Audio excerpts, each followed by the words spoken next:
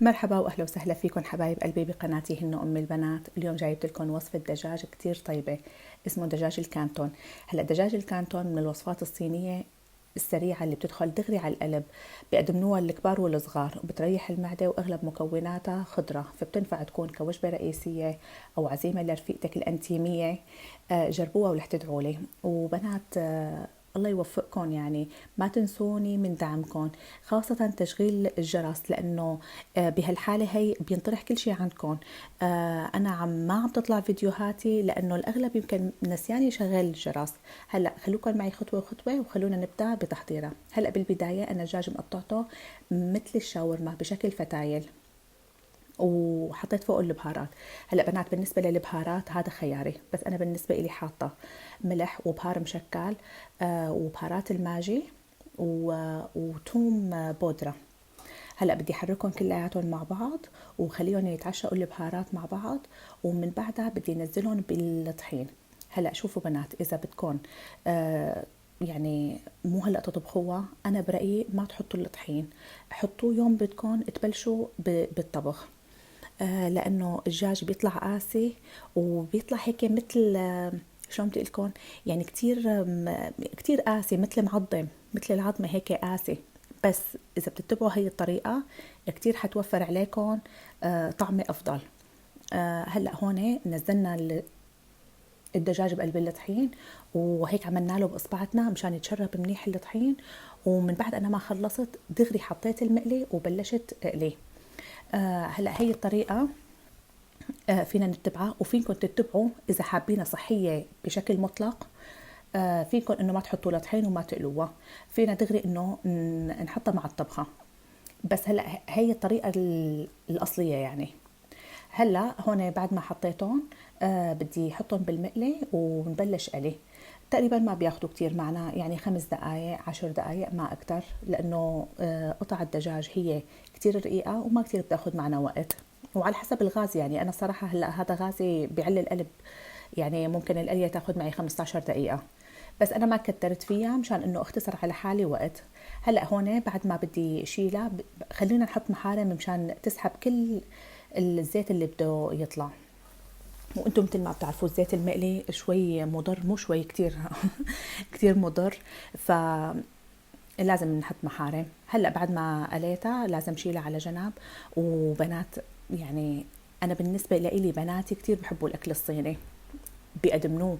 وحتى نحن هون بألمانيا في عنا بوفيات مفتوحة، بتروحي بتاخدي كل الأنواع اللي بدك إياها من الأكل الصيني، يعني سمك، دجاج، كل أنواع اللي هن مشهورين فيها بتلاقيها بهذا المطعم. هلأ هون بدنا نحتاج جزر، فلفلة ملونة، بصلة، والدجاج اللي قليناه فطر، وكاتشب، وصويا صوص، بس بس. هلأ بالبداية بدي احط بالطنجرة شوية زيت نباتي، واذا بدكم كمان فينا نحط زبدة. زبدة طبعا مع زيت نباتي مشان ما تحترق الزبدة. هلا هون بدي انزل البصلة وقليها للبصلة، وبس لحتى اشوفها انه صارت نص استوى بدي انزل فوقها البابريكا الملونة. هلا طبعا انا هون بالنسبة للبصل مقطعته بشكل جوانح، ترانشات يعني. وكذلك الامر البابريكا هيك مقطعتها كمان. بس ماني عاملتها كتير طويلة، قسمتها بعدين بالنص، قلت بيطلع شكلها أرتب. هلا هون بدنا نقلبهم كلياتهم مع بعض، وبس لحتى نشوف انه الفليفله استوت.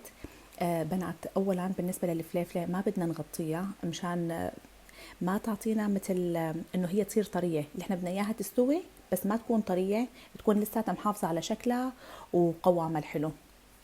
وشايفين الالوان ما اجملهم، يعني حاسه حالي انا والله بحديقه ما شاء الله. انا من النوع اللي بدمن الصراحه الاكلات اللي فيها الفلفله الملونه. من انا وصغيره بتقلي امي انه كثير انت بتحبي الفلفله الملونه والبندوره، بس هلا على الكبر ما عاد حبيت البندوره. هلا من بعد ما قلينا البابريكا الملونه بدنا نحط الجزر. هلا الجزر نحن مقطعينه بشكل مو مقطعته يا ربي، عفوا منكم، عاملته على المبشره، لانه بدي اياه يستوي بسرعه، لأن البابريكا استوت يعني 3/4 استواء، وما بقى بدي إياها كتير تطول على الغاز. وبما إنه الجزر بارشينه برش، فهو فعليا ما رح يطول على الغاز، تقليبتين 3 وبيكون استوى. هلا من بعد ما يستوي الجزر عندي بدي ننزل فوق الفطر، وهلا الفطر انا جايبته معلب والصراحه كمان طيب. ومن بعد ما نزل الفطر بدي نزل المكونين الرئيسيين اللي بيعطيني طعمه الدجاج الصيني فعليا، اللي هن الصويا صوص والكاتشب. هلا مثل هيك اكله لحالها بدون الصويا صوص وبدون الكاتشب هي فاهيتا مثلا. اما وقت بدنا نضيف هدول المكونين بدهم فعلا يعطينا طعمة الدجاج الصيني اللي بتاخد العقل. بنات بالنسبة للصويا صوص في منه بيجي معه ملح وفي منه يعني بدون ملح. هلا اللي معه ملح بدكم تنتبهوا انه ما تكتروا للدجاج وقت قلينا انه ملح، مشان ما تطلع الاكله كتير فيها ملح. فهي انه كتير انه يعني كونوا متيقنين تماما انتم عم تنزلوا. وبالنسبه للكاتشب ولا الصويا صوص، هلا الصويا صوص ما كثير بنكتر، يعني انه 3 4 معالق، وبالنسبه للكاتشب كمان 4 5 معالق كبار طبعا. واخر مكون بعد ما نزلت كل شيء وصار كل شيء جاهز عندي، بدي نزل الدجاج اللي علينا. بنات تقليبتين 3، ومن بعد ما نزلنا الدجاج بس بنخلي الغاز شغال يا دوب 5 دقايق وبنطفي، وصارت معنا أطيب أكل صيني. هلا المكون الأخير اللي بده يضيف لنا الطعمة اللي بتاخد العقل بقلكن إياه وقت السكب. هلا بالنسبة للرز، طبعا بدنا نعمل رز أبيض بدون شعرية لأنه هيك أصول الأكلة. وطبعا الرز ما نو رز طويل، رز قصير حبة صغيرة. هلا انتم مثل ما بتعرفوا الرز القصير يختلف عن الرز الطويل بالطبخ. هلا هون انا عندي كاستين رز، بدي 4 كاسات مي، كل كاسة رز بدها كاستين. هلا هذا المكون الاخير اللي بدي احطه فوق الدجاج اللي هو السمسم، بده يضيف طعمة رهيبة. هلا هون بنرجع للرز بعد ما تنشف ميته، ولاقيها نشفت المي تماما وعطتني هدول الفقاعات. بدي انزل الغاز لدرجة حرارة كتير واطية. يعني هلا مثلا انا عندي اياها اوطى درجة هي الواحد، بنزلها وبتركه 10 دقايق هو مغطى، بتتفتح الحبة وما احلاها. واخر شي بدي رش عليه كمان رشة سمسم. بنات كتير كتير ضروري رشة السمسم بالنسبة للدجاج وللرز، لأنه هي اللي بدها تعطينا الطعم الأصلي لدجاج الكانتون. والصراحة هي كتير لذيذة. يعني ما بعرف في ناس مثلا ممكن ما تحبها، ما بعرف، اكتبوا لي انتم بالتعليقات بتحبوا سمسم ولا لا. انا بالنسبة لي كتير بحبها مع هذا الدجاج وبحبها بالاساس. وبالنسبة لهي الطبخة الصراحة ما حلو تسكبيها، حلوة انك تحطيها هيك طنجرتها على الطاولة دغري مباشرة. انا هيك بالنسبة إلي. فوقت بطبخ هاي الطبخة بوفر على حالي شوية جلي. وإذا عجبكم الفيديو ما تنسوني من دعمكم كتير بيهمني بنات. ما تنسوني من لايك وكلام حلو مثلكم.